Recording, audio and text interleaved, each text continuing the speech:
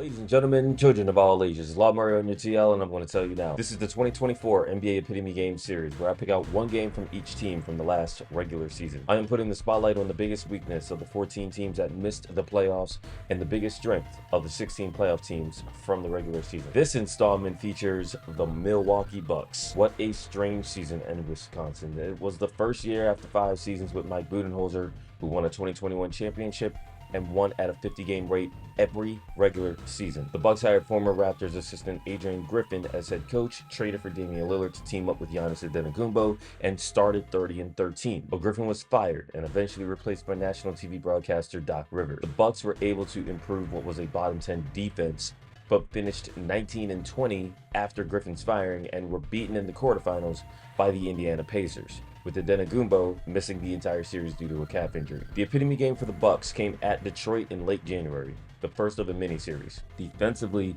this mini-series wound up being the last straw for Griffin in Milwaukee. Offensively, there was a reason the Bucks were on a 57-win pace with the second best offense in the league at the time. So this is the second possession of the game for Milwaukee, but really the first play that they're actually getting to run. And what is it? It's a Dame Giannis pick and roll. Giannis gets it, no dribbles required, draws a shooting foul, gets to the line. Nobody attempted more free throws than Giannis Antetokounmpo last season.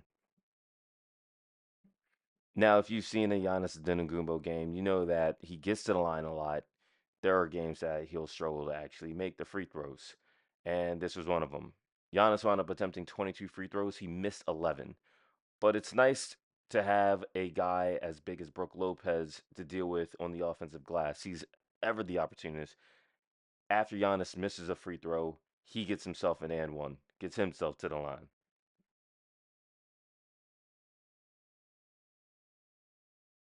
Now the Bucks were actually the worst team in the NBA at forcing turnovers. But Giannis gets a steal here and they get out and run. And Giannis led the league in fast break points among all players. And this is a good example why. It's not just the buckets that he gets, but it's also the fouls that he's able to draw on the fast break as well. It's not just Giannis. Damian Lillard is a guard on the other side of 30, a small guard at that. But the only guards in the entire league to attempt more free throws than him last season were MVP finalists Shea Gilgeous-Alexander and Luka Doncic. As you can see here, great bonus awareness by Dame.